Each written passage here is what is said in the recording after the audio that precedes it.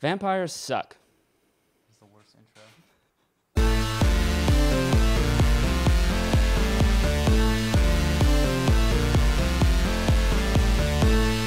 Welcome back to our month of horror, the scary month. Can't you tell we're terrified? Always. Look at our set. Spooky. Yeah, it's scary. We want you to know, though, watch all the way to the end of this video because we're doing a giveaway this month, and if it goes well, we might do it every month, so there's some free stuff you guys can win, so stay tuned to the end of that. But, Justin, what are we talking about today, man? Today, we're talking about vampires. Oh, there you go. That was a good one. Okay, so everyone knows what a vampire is. They're all over pop culture. The question is, why does everyone know what a vampire is? Where did they come from? Where does the original idea originate from? What is the history of this idea?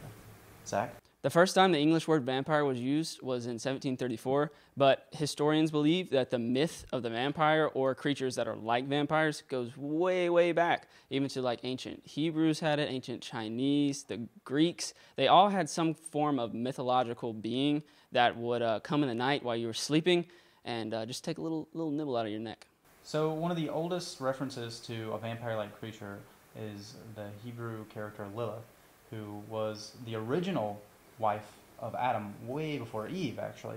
And she was cast out of Eden and became a bloodsucker who would creep into homes in the middle of the night and suck the blood of children and babies. So in Slavic and Chinese folklore, any corpse that was jumped over by an animal, especially a dog or a cat, after they had died, was prime suspect to come back as a vampire.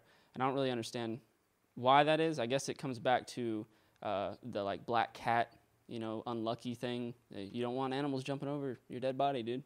You might come back as a vampire. Yeah, the Romanians had some strange superstitions about vampires too. They believed that if you were born with a tail or an extra nipple, that you were probably going to be a vampire when you died. So if you were born with a tail and an extra nipple, was it like for vampire? Sure you are going to be a vampire? I guess it would be exponentially as likely. So Zach, we have all these vampire myths that are all over the world at the same time. How do you explain that? Well, a lot of it comes from the fact that people who had medical conditions at the time, who actually did not die and did not come back, they were like, hey man, you look like you're real sensitive to light, which is now what we know is porphyria, light sensitivity. And they're like, you don't like sunlight, dude. Maybe you're a vampire. Or stuff like tuberculosis makes you look like you're wasting away and that you're really, really sick. And so maybe a guy walks out of his house and he's like, man, you look like you just died.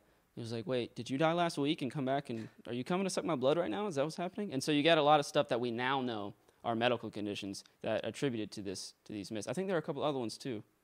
Yeah, we learned about pellagra, I think that's how it's pronounced. I think so, yeah. Close enough. Condition where you get thin skin might be explained by, the idea that vampires have really pale, sort of ghost-like appearance. Yeah. The other one was rabies, which I think we all know what rabies does. Yep. If you want to bite people and... foaming at the mouth, all that kind of stuff. Just really erratic, crazy behavior, that might be explained by rabies rather than vampirism, possibly. Possibly. We're not a medical show. We're not saying that vampires don't exist. We're just saying they might have rabies instead. Yeah, check that. Yeah, check that one. So, one of the most important characters in the whole literary vampire mythos is Bram Stoker. Stoker. Not Stroker. Not Stroker. Stoker. He wrote a book, a very famous book called Dracula, which was actually based on a real person, Vlad the Impaler, a very well-known historical figure who would impale his enemies on gigantic spikes through their anus, sometimes through their torso.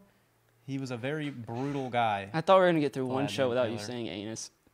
Like every time. Anus is the word of the week every week. It is indeed. All right, another character that we associate with vampirism is the real-life Elizabeth Bathory. Now, she is known as taking young maidens and bathing in their blood, so she stayed more youthful. Now, she didn't drink the blood necessarily, but I'm pretty sure she drained almost the whole village dry of young maidens because she would just pull them up to the castle, torture and kill them, and then bathe in the blood. I've drained young villages dry of maidens, but never like that. That's... Wow. Yikes. Yeah, that's pretty bad. That's bad. All right, Zach. So, we know what a vampire is. Yep. How do we kill it? Well, there are a lot of different ways. They're scared of garlic, apparently. You can stab them in the heart with a stake, right? Yeah. Yeah, where'd that come from? The idea of stabbing a vampire in the stake with a stake was originally something you would do to a corpse that had died to prevent them from coming back as a zombie, Vampire or zombie vampire, or undead. bloodsucker, right? Yeah. So you would put the stake through the heart of the guy in order to keep him from climbing out of his grave, basically. That makes sense. And that kind of morphed into like insta kill for vampires. Yeah. Yeah. You just put the stake in and they're done. But it has to be a wooden stake, apparently, also. I mean, that's another thing that has apparently changed over the years. Yeah. They say that iron is good against it has like anti fake creature powers or something. They're like ifrits and things like that I was reading are terrified of iron. So apparently an iron stake will work just as well as a wooden one. Yeah. There's no special properties about wood. So when you're going out and you're buying your wooden stakes this year, you can get iron stakes too. Wooden stakes are probably cheaper. Yeah, I would probably just go with the wood anyway. You're probably fine. If you're at the store, I mean, buy in bulk. Okay, let's think of it this way. You could get like one iron stake or maybe like 6 or 7 wooden stakes. And wouldn't you just rather have 6 or 7 wooden stakes? That's true, but at the same time, vampires don't tend to travel in packs, and I would rather have one good stake than a bunch of little ones. A bunch of like cheap stakes. Yeah, that makes sense. Or raising the stakes. That's a dad joke out of context. That's just laziness. You're disgusting. Another thing you can do to ward off these vampiric creatures is use holy water. And that works on most demonic things as well as vampires. So, just go to your local monastery or Catholic church, I guess. I carry a bottle around my neck. I don't know about you. All the time? Yeah. But there are also some other more kind of kooky, old wivey tale type things you can do. Apparently, vampires, they have just an insatiable urge to count things.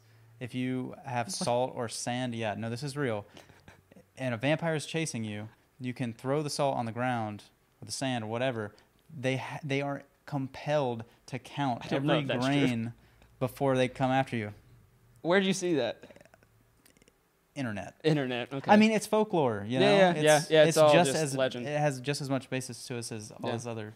So you might see vampires around in pop culture with shows like True Blood on HBO. There's a lot of vampires. They were actually vampires in like the modern day, and they like came out as vampires and were like trying to live normal lives. My personal favorite vampire from pop culture, actually, I think is inspired by the stupid little old wives' tale I was just talking about. The Count from Sesame Street. Ah, okay. He counts stuff. Yeah, he's a counter. That's what he does. I mean, because vampires like to count. That makes sense. Simple.